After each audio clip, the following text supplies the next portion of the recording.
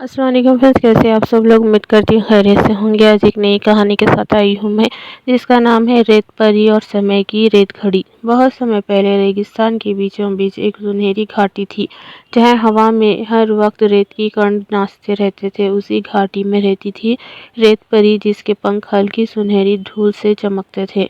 रेत परी के पास एक जादुई रेत घड़ी थी। ये कोई साधारण रेत घड़ी नहीं थी। इसमें बहती रेत समय को चलाती थी। अगर रेत बहती रहती तो दुनिया का समय भी बहुत रहता, लेकिन अगर रेत रुक जाती तो दुनिया का समय भी ठहर जाता।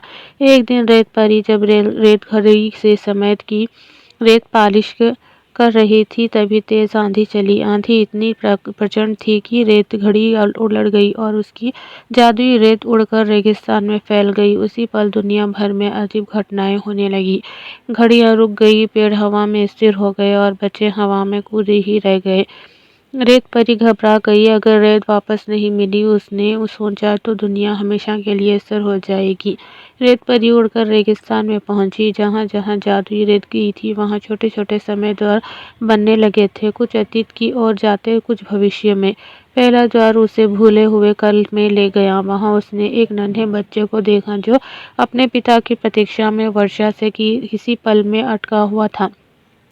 रेत परी ने अपनी हथेली से चमकदार रेत उठाई और बच्चे की टाइमलाइन ठीक कर दी। बच्चा मुस्कुराते हुए हवा में चल पड़ा। समय फिर से बहने लगा। एक एक करके रेत परी ने कई द्वार पार किए, कई टूटे हुए भविष्य को जोड़ा, कई खोए हुए पल सुधारे और हर जगह छिपी हुई समय की रेत ढूंढती रही। अंत में वे एक विशाल द्वार के सामने पहुंची। ये द्वार समय का सोता कहलाता था, जहाँ सारी खोई हुई रेत इकट्ठा हो चुकी थी, लेकिन वहाँ रेत की रक्षा कर रहा था राख दैत्य।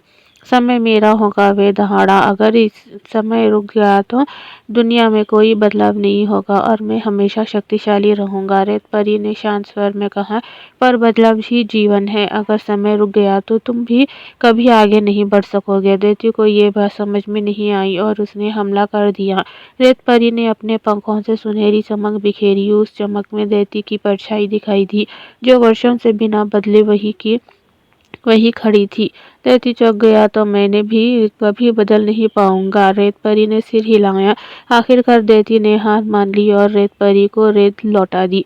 रेत परी ने सारी जादुई रेत रेत घड़ी में वापस भरी। जैसे ही रेत गिरनी शुरू हुई, दुनिया फिर से चल पड़ी। हवा चली, पंछी गाए और बच्चे जमीन पर उतर गए।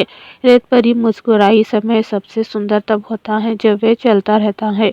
समय अमूल्य है। अगर हम उसे रोकना चाहें या घटा लें तो जीवन रुक जाता है, लेकिन समय के साथ चलना, यही असली जादू है।